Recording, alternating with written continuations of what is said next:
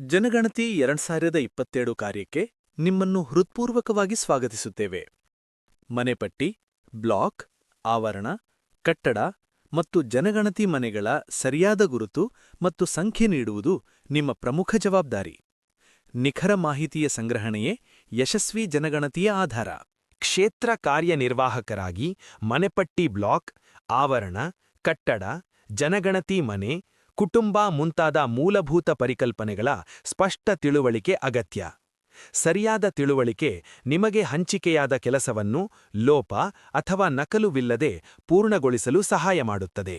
ಮನೆಪಟ್ಟಿ block ಎಂದರೆ ಜನಗಣತಿ ಕಾರ್ಯಾಚರಣೆಗಳನ್ನು ನಡೆಸಲು ಗಣತಿಗಾರರಿಗೆ ನಿಗದಿಪಡಿಸಿದ ನಿರ್ದಿಷ್ಟ ಪ್ರದೇಶ. ನಿಮ್ಮ ನೇಮಕಾತಿ ಪತ್ರದಲ್ಲಿ ಈ ಬ್ಲಾಕ್ ಸಂಖ್ಯೆ ಮತ್ತು ಸ್ಥಳ ವಿವರಗಳು ಸ್ಪಷ್ಟವಾಗಿ ಉಲ್ಲೇಖವಾಗಿರುತ್ತವೆ. ಯಾವುದೇ ಸಂದೇಹವಿದ್ದಲ್ಲಿ ನಿಮ್ಮ ಮೇಲ್ವಿಚಾರಕರನ್ನು ಸಂಪರ್ಕಿಸಿ.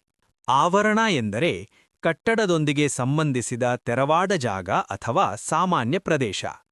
ಕಾಂಪೌಂಡ್ ಗೋಡೆ ಇಲ್ಲದಿದ್ದರೂ ಕುಟುಂಬ ಬಳಸುವ ತೆರವಾದ ಜಾಗವನ್ನು ಆವರಣ ಎಂದು ಪರಿಗಣಿಸಬಹುದು. ಕಟ್ಟಡ ಎಂದರೆ ನೆಲದ ಮೇಲಿರುವ ಒಂದು ಅಥವಾ ಹೆಚ್ಚು ರಚನೆಗಳ ಸಮೂಹ.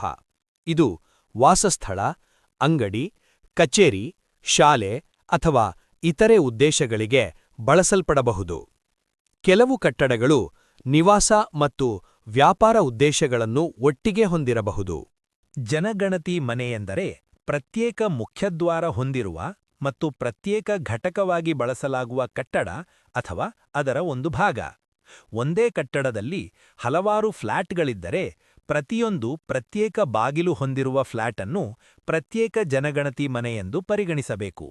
ಈ ಮೂಲಭೂತ ಪರಿಕಲ್ಪನೆಗಳ ಸರಿಯಾದ ತಿಳುವಳಿಕೆ ನಿಮ್ಮ ಕೆಲಸವನ್ನು ನಿಖರವಾಗಿ ಮತ್ತು ಪರಿಣಾಮಕಾರಿಯಾಗಿ ಪೂರ್ಣಗೊಳಿಸಲು ನೆರವಾಗುತ್ತದೆ.